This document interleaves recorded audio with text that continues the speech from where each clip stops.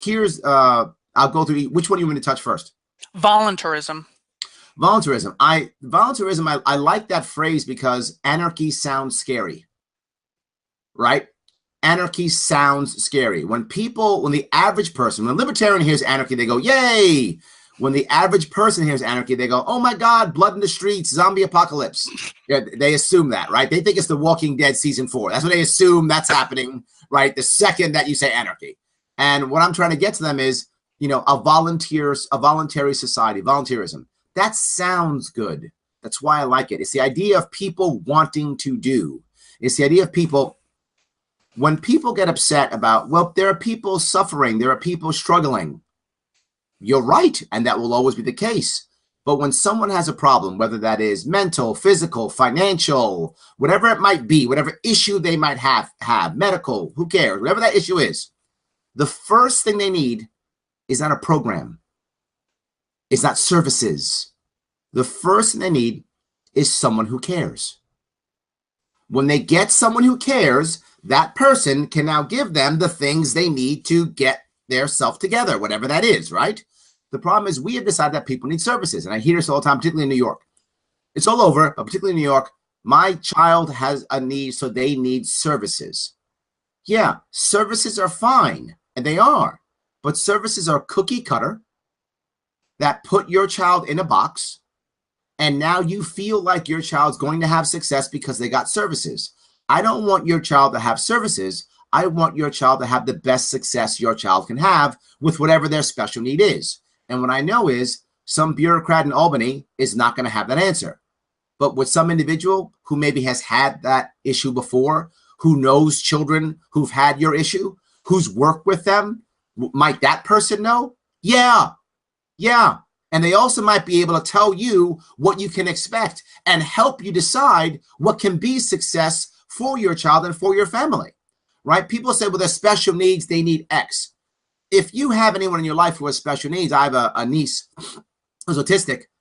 If you have anyone in your life who has special needs, it's a wide spectrum of what special needs are. You know, there's one special needs child whose success is getting dressed on their own. Another special needs child's success is having a job and living on their own. And the wide gap in between. How can you decide what success is? By services. I want volunteerism means I get what's real, and that is the individual decides, I want to help you. And when they want to help you, you get good help. It's the idea that it's not about someone saying, here's a cookie cutter, we've checked the box, have a nice day. It's we want to help, we want to make things happen. And you might say, but Larry, that never works. That's completely not true at all. All of the best, if you've seen any of the programs that government has even tried to adopt, almost all of them began as voluntary programs. Almost every one of them, and then the government grabbed them and they became worse. That's almost universal. There's some exceptions, but very often it worked well before and now doesn't. The best programs are now voluntary. In fact, there's one right now in Massachusetts that I'm talking about. I'm going to bring to New York. It's called Humvee, and it's housing units for military veterans, and it's a prison system just for people who are veterans. And it's run by one paid guard and the rest all volunteers. That's happening now. People who want to help veterans, and there are literally millions of people who want to help veterans and will do it well for free. But Larry, there's no credentials. Does it work? The recidivism rate right now in Massachusetts is about 70%. And that's pretty much throughout the entire country. It's about 70%. For that program, it's less than 5%. That means less than 5% of people come back to jail from that voluntary program. This is what volunteerism is about. People wanting to do, people deciding to do, and people deciding what a success among themselves. This is the goal. What is the non-aggression principle? This is a harder one for people to deal with. And some people fight on this. So I look at it as a very simple idea of, I never want to initiate force. Force is not by default a bad thing. Force can and should be used in many cases, but it should be used when there is a violation of someone's rights. And the best example I always bring is when people have a problem, they very often say, there ought to be a law. There ought to be a law. That's wrong. There ought to be a law. Now, the problem is the first part, that's wrong, may be true, but the second part, there to be law, is rarely true.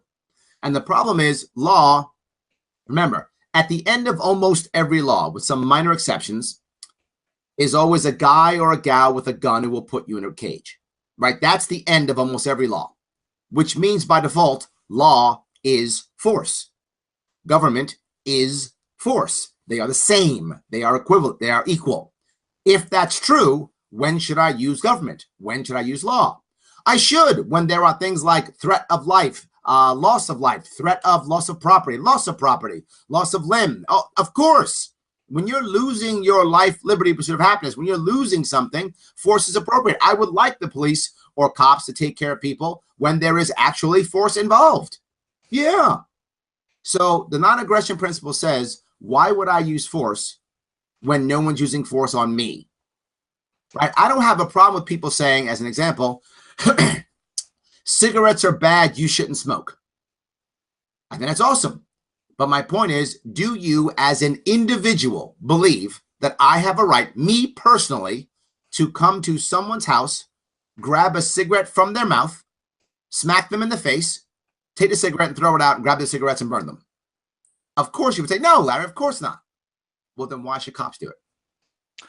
Yeah, that is the difference between Jehovah's Witness coming to your door and saying, here's what you can learn about. Here's a book you can read. Here's where our church is. You can come talk to us. We really want you to believe this.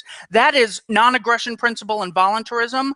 Force is come to our church or we're going to put you in a cage, resist the cage, and we'll shoot you. It's a principle we live by every day that we just have to extend to government. Well, as far I'll give you a good example of how it failed in New York City. And that was, if you remember, in New York City, they tried to ban, I think it was 16-ounce sodas. I think sodas of remember that? Yes. Now, here's where this actually, and you're having a soda now. Perfect. Yes. So the problem that we had here is the science behind what Mayor Bloomberg at the time said is absolutely true. The science is demonstrable. It's correct. If you give people smaller sodas, they will drink less soda. That is repeatable again and again and again. Well, people could buy more soda. They don't. That's simply what happens. It is absolutely true. The science is correct.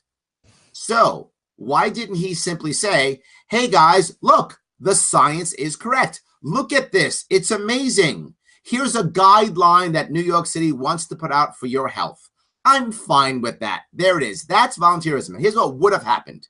What would have happened is there would have been some health conscious, cool stores in New York City, restaurants, who would have said, we care about your health. We're only going to give you 16-ounce sodas. And now that's a marketing tool for some restaurant, someplace in New York. Others would have followed. If it would become popular over the next 20 or 30 years, actually, we probably would have made all sodas 16 ounces on our own because we would have believed it to be true and we would have done it anyway, right? It's what would have happened. How do I know that? I know that because right now, seatbelt laws. You don't have to have seatbelt laws right now. The majority of people who don't like seatbelt laws don't actually not like seatbelts. They don't like the law. They would use seatbelts anyway. Most people would anyway because they realize it's safe. And the people who wouldn't use seatbelts are using seatbelts now. So it's not like the law actually worked for a lot of people. And now you might say, but Larry, you save lives because you made seatbelt laws. Laws, again, just like all force, is a very good short-term solution. And this is the problem. If I need money, I can put a gun in your face and say, Keith, give me your wallet. You give me your wallet. I have money now. That was a very good short-term solution. But in the long run, you and I both have a problem now. And we see that consistently. If we had just had the law when it comes to the sodas and just not made a law at all, not even try to make it a law, we probably would have more restaurants in New York City using that as a marketing tool and healthier New Yorkers without anyone forcing it. Trying to pass that law, now it's a joke. Now no one does it. It's a joke. We actually have less healthy people because trying to force that law. Law is a short-term solution. As far as the science being correct, the science is correct about eating healthy and exercising. Yes. But that doesn't mean I get to force you to go to the gym. I get to force you to eat lettuce instead of meat. That's correct. I mean, everyone should listen to Dave Matthews and watch Modern Family, but I don't have the right to force them to do so. As far as government being forced, this is something everyone from George Washington saying government is not reason, it is force, to Barack Obama while he was senator saying the state is in essence a monopoly on violence. So this is not a kook thing that Larry just came up with. Finally, what is self-ownership? Yeah, this is the hardest one. It really is the hardest one. I'm glad we went with this one last. And the idea is that you own your own body, you own your